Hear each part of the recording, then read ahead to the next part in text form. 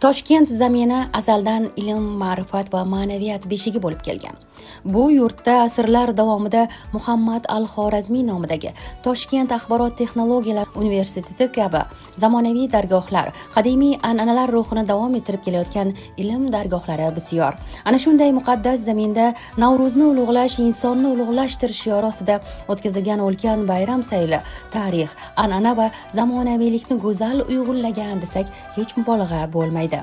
Navro'z ulug'lash, insonni ulug'lash shiori ostida bo'lib o'tmoqda. Ko'rib turganingizdek, har bir fakultetlarimiz aynan bir viloyatlarni namoyish etmoqda va xorijdan ham juda ko'p mehmonlarimiz kelgan. Nima deya olaman? Avvalambor bu xursandchilik.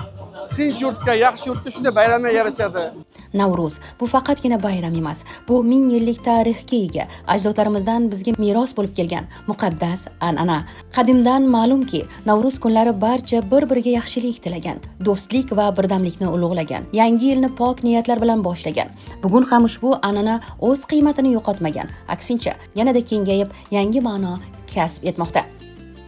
Bilasizmi, bugungi tadbirimizni Muhammad al-Xorazmiy nomidagi Toshkent axborot texnologiyalari universiteti rahbariyati tomonidan, davlat rahbarimiz tomonidan berayotgan topshiriqlar, talabalarga berayotgan imkoniyatlardan oqilona foydalanishlari uchun shart-sharoitlarning debochasidir. Misol tariqasida oladigan bo'lsak, bugungi tadbirimizda nafaqat Navro'z sayli, mehnat yarmarkalari, sport o'yinlari, talabalarimiz tomonidan ishlangan o'quv ishlanmalari yoki amaliyotga joriy qilingan startap loyihalarini ham jam qilingan, umumlashtirilgan. Ushbu tadbirda 5000 dan ziyod yoshlar, professor o'qituvchilar, turli tashkilotlar va xorijiy mehmonlarning ishtirok etishi Navro'z qanchalik xalqni birlashtiruvchi buyuk kuchga ega ekanligini yana bir bor isbotlab turibdi. Bu asrlar davomida shakllangan va milliy ruhning hali ham jonli va barhayot ekanligidan dalolatdir.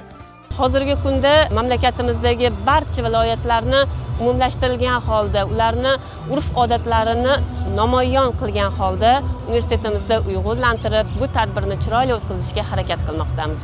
Yana bir xayrli ishlardan biri Navro'z sayli doirasida tashkil etilgan bo'sh ish o'rinlari yarmarkasi esa tarix bilan zamonni bog'lovchi muhim ko'prikka o'xshaydi. Agar qadimda Navro'z yangi hayot, yangi umidlar ramzi bo'lgan bo'lsa, bugun u yoshlar uchun yangi imkoniyatlar, yangi ish o'rinlari va yangi kelajak eshiklarini ochmoqda. Ushbu bayram davomida tashkil etilgan milliy hududlar, xalq o'yinlari va an'analar esa bizning kimligimizni, qaysi tarixga ega ekanligimizni eslatib turibdi go'yo. Doshqozonlarda qaynagan sumalak, osh va turli milliy taomlar esa barchaning qalbini iliqlikka chorlaydi. Qadimiy mehr va saxovat tuyg'ularini yana bir bor jonlantiradi. Bugun universitetimizda ko'tarinki ruhda Navro'zni ulug'lash, insonni ulug'lash shiori ostida katta tantana Navro'z sayli bo'lib o'tmoqda. Milliy qadriyatlarimizni yanada ulug'lash maqsadida har bitta viloyatni milliy qadriyatlarini ko'rsatadigan maxsus burchaklar tashkil etilgan. Biz fakultetimiz bilan Xorazm viloyatini milliy urf-odatlarini ko'rsatish maqsadida burchak tashkil etganmiz. Bu yerda Xorazmning milliy taomlari bo'lmish ko'kbarak, tuxumbarak va shu toshi taomlarini taqdim qilganmiz.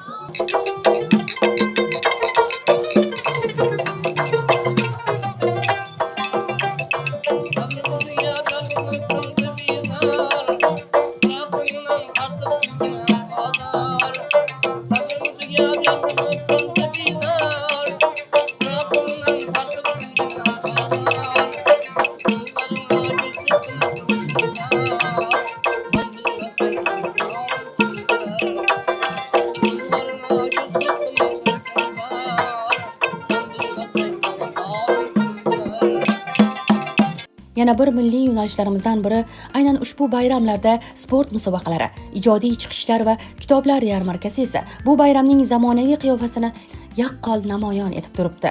Navro'z bugungi kunda ham yoshlarni jismonan va ma'nan barkamol etishga xizmat qilmoqda desak hech mubolag'a bo'lmaydi. Ma'naviyatni uyg'unlantirish bu avvalambor oiladan boshlanadi. Oilada ma'naviyatga bo'lgan e'tibor, ma'naviyatga bo'lgan hurmat va ma'naviyatni tug'iltira olish bo'lgan urf-odatlarimiz barchasi ota-bobolarimizdan o'tib kelgan, avloddan avlodga o'tib kelayotgan asosiy urf-odatlarimiz hisoblanadi.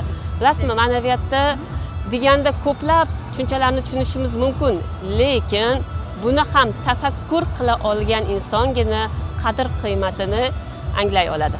O'tkazilgan ushbu Navro'z sayli bu shunchaki bayram emas, balki 1000 yillik tarix, buyuk an'analar va yoshlar kelajagini birlashtirgan ulkan ma'naviy voqelikdir.